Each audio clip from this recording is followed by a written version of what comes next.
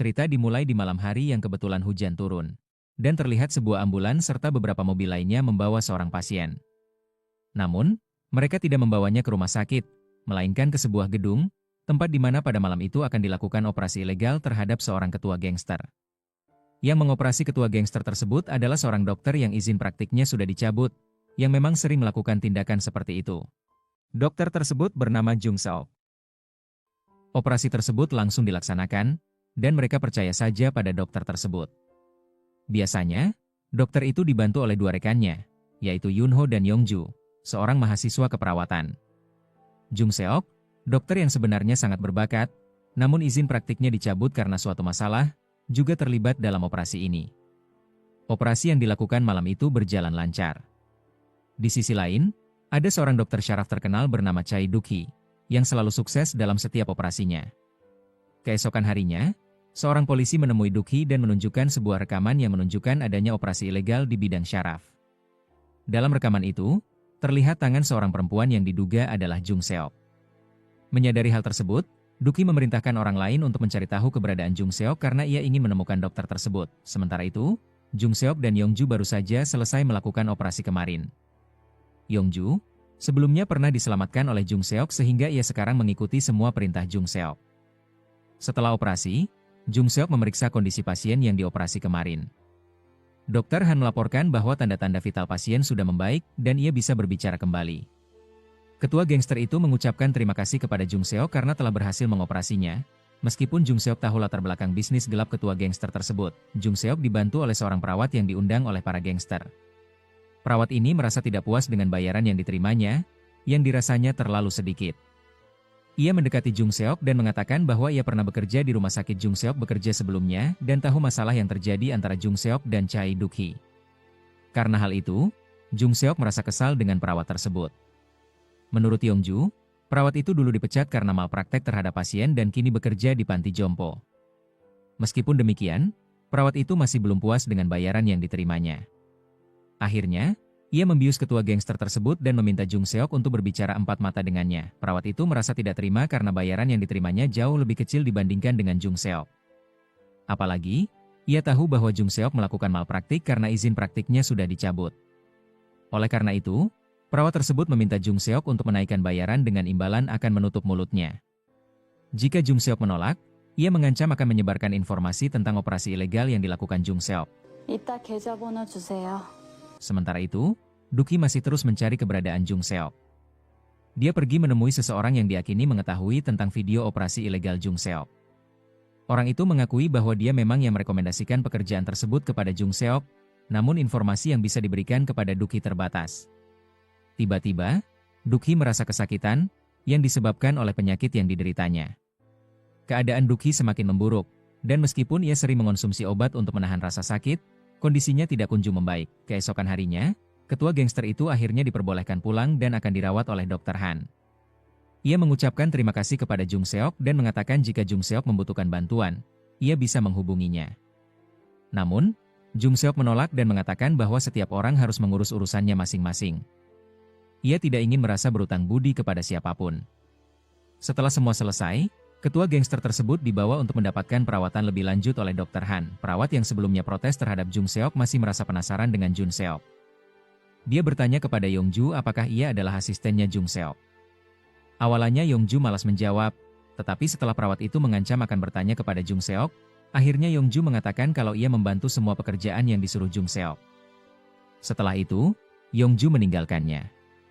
Perawat itu kemudian merasa haus kemudian ia menemukan air di tas lain dan meminumnya. Di sisi lain, Yongju disuruh oleh Jung Seok untuk mengantarkan barang yang tertinggal milik Dr. Han. Jung Seok berpesan agar tidak membuka paketnya karena barang di dalamnya bisa terkontaminasi. Salah satu anggota Jung Seok juga disuruh untuk istirahat. Setelah semua orang pergi, Jung Seok akhirnya mendatangi perawat itu. Perawat itu setelah meminum air tersebut, ia jatuh pingsan dan tidak sadarkan diri. Di dalam perjalanan, Yongju menyadari bahwa Jung Seok telah berbohong kepadanya tentang paket itu, ia langsung berbalik untuk kembali. Ketika perawat itu terbangun, ia masih dalam keadaan bingung dan tidak sepenuhnya sadar. Ia langsung pergi mencari keberadaan uangnya. Pada saat ia menghitung kembali uangnya, tiba-tiba dari belakang Jung Seok menyerangnya dengan selang infus yang mengakibatkan perawat tersebut tidak bisa bernafas dan pergi selamanya. Ketika Yongju tiba di sana, Jung Seok sudah selesai melaksanakan aksinya. Ia langsung meminta cangkul dari Yongju, dan keesokan harinya, mereka berdua kembali ke rumah mereka. Kebetulan, mereka tinggal bersama. Ketika Yongju memeriksa cangkul yang diberikan oleh Jung Seok, dia menyadari bahwa itu adalah cangkul yang digunakan untuk mengubur perawat yang telah meninggal. Sementara itu, Duki berhasil menemukan tempat tinggal Jung Seok melalui informasi yang dia dapatkan, dan berencana untuk pergi ke sana untuk bertemu dengan Jung Seok. Karena izin praktiknya telah dicabut, Jung Seok ini mencari nafkah dengan membuka apotek, dan memiliki seorang asisten apotek. Setelah selesai bekerja, Jung Seok merasa diawasi oleh seorang pria yang menggunakan gelang monitor di kaki, artinya pria tersebut merupakan pelaku kejahatan yang masih dalam pengawasan polisi. Pada saat itu, polisi mengira Jung Seok merasa terganggu dengan pria yang menatapnya, namun Jung Seok sebenarnya tidak takut sama sekali. Pada suatu hari, Jung Seok tiba-tiba menerima telepon dari Chai Duk-hee. Ia sangat terkejut dan marah, karena telepon itu mengingatkan dia pada masa lalu, ketika ia diperintahkan untuk menghentikan operasi yang sedang dia lakukan. Karena rasa marah itu, Jung Seok menyerang Duk-hee dengan selang infus, namun Duk-hee membalasnya dengan menamparnya.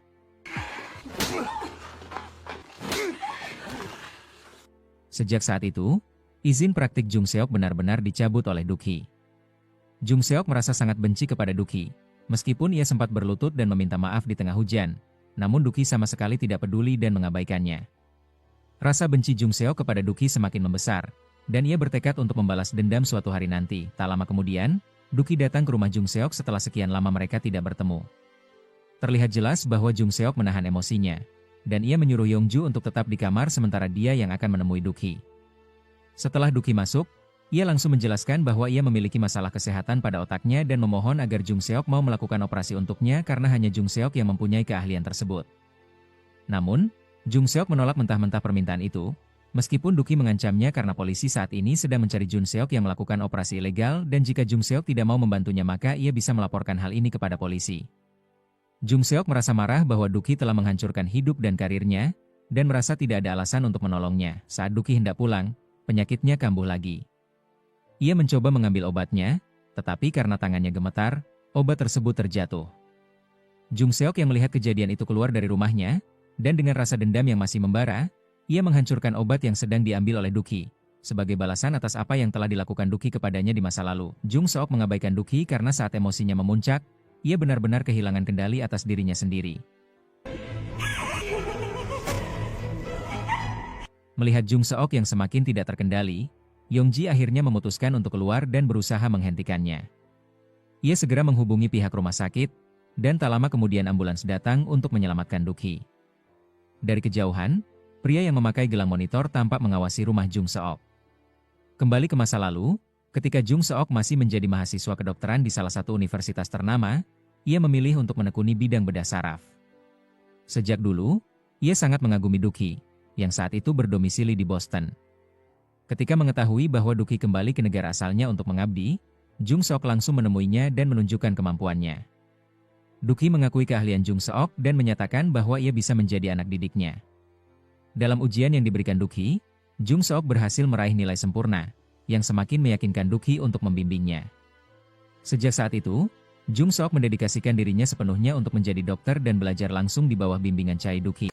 Sementara itu, kondisi Chai Duk-hee mulai membaik. Ia kemudian menemui Dr. Han untuk meminta bantuannya dalam membujuk Jung Seok agar mau mengoperasinya. Awalnya, Dr. Han menolak karena ia tahu Jung Seok tidak akan setuju. Namun, ia tetap mencoba, dan benar saja, Jung Seok menolak permintaan tersebut. Meskipun Dr. Han menyarankan agar Jung Seok memanfaatkan kesempatan itu untuk mendapatkan izin praktiknya kembali, ia tetap bersikeras dengan keputusannya. Pada malam harinya, Jung Seok membakar semua barang yang berhubungan dengan Duk-hee, termasuk kenangan saat mereka masih bekerja sama di rumah sakit. Ketika Yongju membawa barang dari gudang, ia menemukan bahwa dahulu Jung Seok dan Duk-hee sangat akrab, bahkan Jung Seok sangat menghormatinya. Keesokan harinya, saat berada di apotek, Jung Seok kembali didatangi pria yang bergelang monitor. Pria tersebut mengajaknya pergi ke Seoul dan berjanji akan mentraktirnya minum bersama. Namun, Jung Seok hanya diam dan mengatakan bahwa ia akan memikirkannya terlebih dahulu. Tak lama setelah itu, ia melihat pria tersebut menyiksa saudaranya sendiri. Jung Seok bersama asistennya pergi ke rumah makan pria itu dan melihat adik dari pria tersebut tampak babak belur. Mereka tidak bisa melapor ke kantor polisi karena sebelumnya Jung Seok sudah pernah mencobanya. Namun, perempuan yang bersangkutan malah mengaku bahwa ia hanya terjatuh, sehingga laporan tersebut tidak ditindaklanjuti. Sementara itu, Jung Seok menerima telepon dari Dr. Han yang memberitahunya bahwa malam ini mereka memiliki tugas untuk melakukan operasi. Jung Seok merasa sangat bersemangat dan mencoba menghubungi Yongju, tetapi panggilannya tidak dijawab. Saat itu, Yongju sedang berusaha mencari tahu lebih banyak tentang masa lalu Jung Seok. Tidak lama kemudian, Jung Seok tiba di lokasi operasi. Ia sudah bersiap, dan tim medis pun telah mempersiapkan segala perlengkapan. Namun, pasien yang seharusnya mereka operasi ternyata tidak ada. Sementara itu, Yongju menemukan sebuah foto yang menunjukkan Jung Seok, Choi Duk-hee, dan seorang perawat yang dulu bekerja sama dengan Duk-hee. Ia kemudian menemui perawat tersebut dan bertanya tentang apa yang sebenarnya terjadi serta alasan hubungan antara Jung Seok dan Duk-hee menjadi begitu renggang. Perawat itu menjelaskan bahwa semua bermula ketika Duk-hee menjanjikan beasiswa kepada Jung Seok untuk belajar di Boston. Namun, ternyata yang dikirim ke sana bukan Jung Seok, melainkan orang lain yang diduga membayar sejumlah uang kepada Duk-hee. Jung Seok merasa hal itu sangat tidak adil.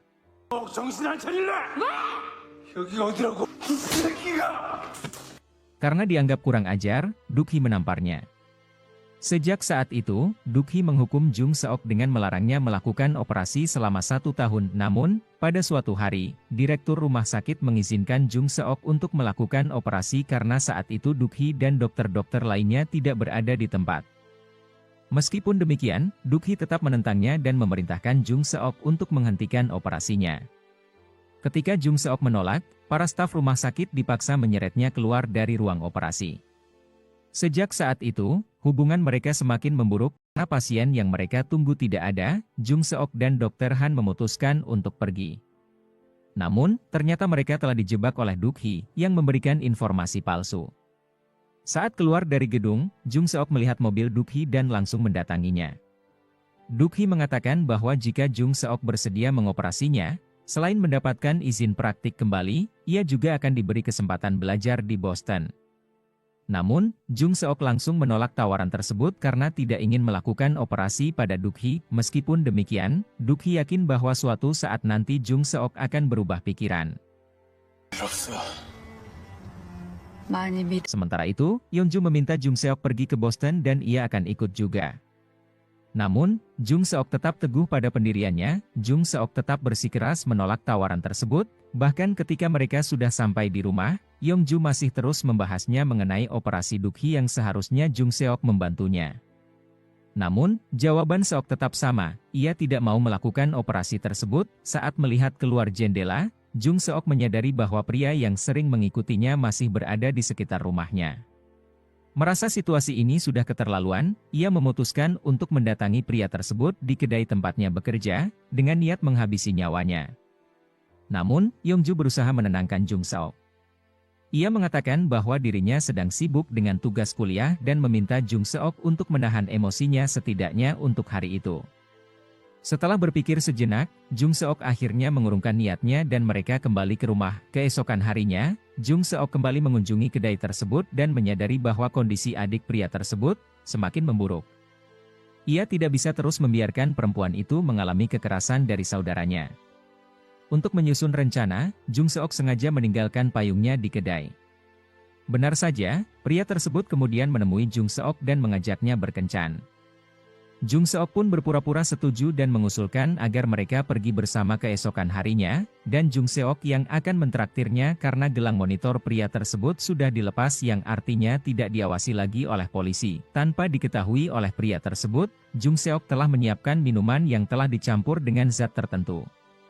Keesokan harinya, setelah menjemput pria tersebut, Jung Seok menawarkan minuman itu di dalam mobil.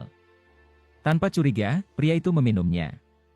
Tidak lama kemudian, efek minuman mulai bekerja, tubuhnya melemas dan pikirannya menjadi kabur hingga akhirnya ia pingsan. Saat terbangun, ia terkejut mendapati dirinya dalam keadaan terikat dengan mulut tersumpal. Jung Seok mendekatinya, dan pria itu semakin ketakutan saat menyadari bahwa Jung Seok benar-benar berniat menghabisinya. Tanpa ragu, Seok pun menghilangkan nyawanya. Setelah itu, Jung Seok menelepon Yongju dan meminta bantuannya untuk membersihkan rumah mereka. Sementara itu, ia sendiri membawa tubuh pria tersebut untuk dikuburkan. Mau tidak mau, Yongju pergi ke rumahnya untuk membereskan segalanya. Namun, setibanya di sana, ia terkejut melihat kondisi rumah yang sangat berantakan. Dengan panik, ia segera menghilangkan bukti-bukti dengan cara membakarnya. Tiba-tiba, sebuah mobil polisi melintas di sekitar rumah dan melihat kepulan asap dari api yang dibuat Yongju. Polisi pun merasa curiga dan mendatangi rumah tersebut. Yongju mulai ketakutan, jika mereka ketahuan, baik dirinya maupun Jung Seok bisa menghadapi konsekuensi hukum, apalagi kasus ini melibatkan penghilangan nyawa seseorang. Sementara itu, di tempat lain, saat Jung Seok sedang bersiap untuk menguburkan tubuh pria tersebut, tiba-tiba seseorang datang. Ia segera bersiap untuk menyerang, tetapi saat melihat lebih jelas, ia terkejut, orang yang datang adalah Duk-hee. Lebih mengejutkan lagi, Duk-hee tampaknya mengetahui rahasia kelam yang baru saja dilakukan Jung Seok.